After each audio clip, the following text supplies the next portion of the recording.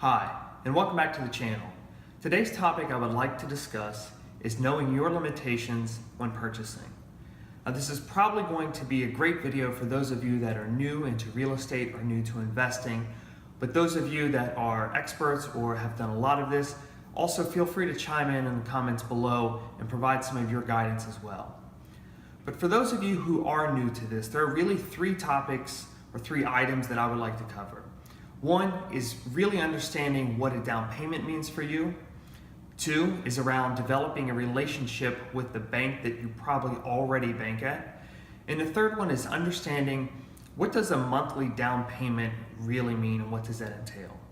And the first thing that I'd like to discuss is the down payment. And the reasons why this can be anywhere from 3% to roughly about 20%, and in some cases even a little bit higher. Now, this is a case where you as the buyer can start to do homework and really prepare yourself for the discussion with the bank or with the lender. A lot of times your credit score is really going to drive down payment requirements. So do a little bit homework of your own.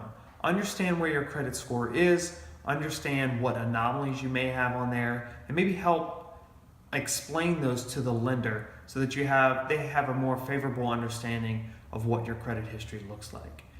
Another thing that will drive down payment requirements is going to be, is this the primary residence, somewhere in which you live, or is this going to be an investment property for you? Those investment properties typically have a little bit higher down payment requirement than those that are the primary residence.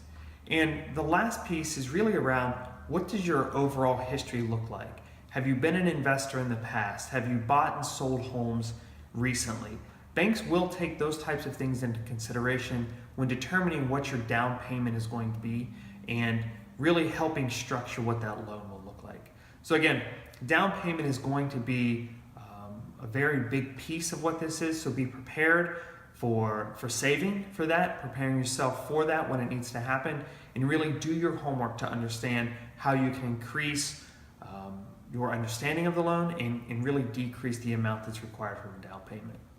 And the second one that I would like to talk about is really approval from a bank, and specifically starting off at the bank where you already bank. Having an approval letter or understanding really what you're capable of purchasing will really help drive the decisions that you're making. Now, we already have a bank that we bank with. We have someone's where we have a savings account or a checkings account, or we're dealing with on a regular basis. That's probably the best place to start.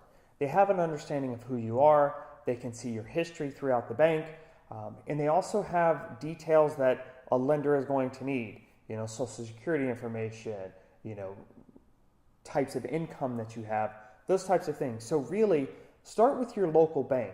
See if they can at least give you an idea or give you an approval of where you're going to end up in the market. Now, that being said, don't stop there. Make sure that you get out and really test or understand what the other mortgage lenders or the other banks are out there offering. A lot of times you're able to kind of take the information that you learn from your local bank and match that up or really test it against the other lenders that are out there. So it's a great way to start this process and to prepare yourself before you actually get into the purchasing process. Okay?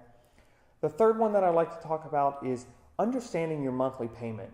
I think there's a misconception or a misunderstanding that a lot of people go into purchasing of real estate or investing in real estate and not understanding what goes into the monthly payment. Now, a lot of people think that it's just my principal and my interest payments. And in fact, there's a lot more to it than just that. You're going to have things such as taxes. You're going to have insurance. You may also have fees, what we like to call homeowners association fees or HOA fees, that can play a major part in what your monthly payment is going to be. So as you sit down and you talk with a banker, you talk with a lender, really understand what all of those fees are going to be. In a lot of cases, I even like to run this by the agent, the real estate agent that I'm working with, to understand, is there anything that I'm missing, or is there anything that they can add? And sometimes you'll be surprised. Those HOA fees can be much higher than you anticipated, therefore really driving your monthly payment up and potentially putting you out of your comfort zone for that monthly payment. So again, understanding or knowing what your purchasing limitations are is really going to help make this experience a better one for you. So do some homework, understand what's going to be required from your down payment, develop that relationship with your local bank or the bank that you already use, and see about getting an approval letter from them, and also really understand what your monthly payment is truly going to be. So again, thank you for joining today. As always, subscribe below, leave your questions and comments, and I'll be happy to get to them. And thank you again.